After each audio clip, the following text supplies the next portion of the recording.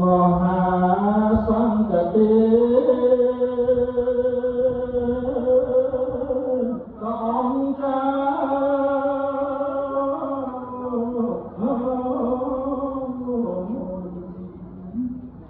លោកយាយលោកតាព្រៀងខ្លាក្រៃមកប្រគុណម៉ែលោកទៅរងទេទៅបាត់ដល់ថ្លាថ្លៃលោកលីបច្ច័យតាមសាទេ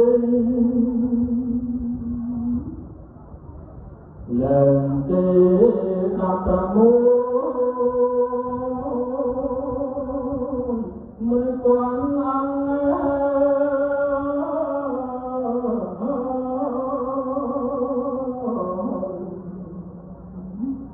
ចាត់ចា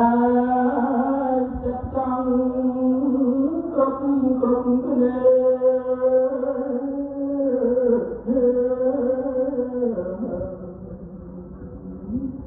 ឡើងក្តីកំណាញ់ទេឡាសមៀស្ដាប់នៅធម្មដោយគ្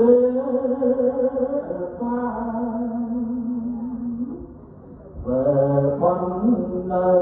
វត្តនៅពីភ្នំសំពៅ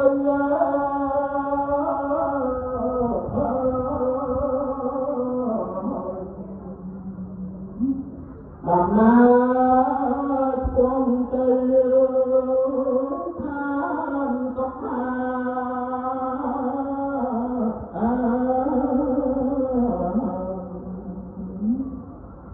ព្រះសង្ឃស្រែបុណ្យក្នុងលោកកាញ៉ាំអាយាសាស័ព្ទបាយធ្វើទេប្រាថ្នា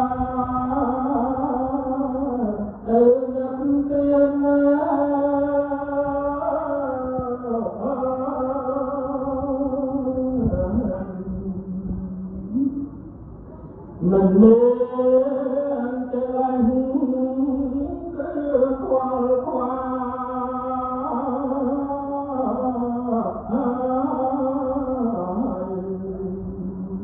ស្ដាប់ព្រះសធម្មចិត្តស្រស់ស្រាយសុខទាំង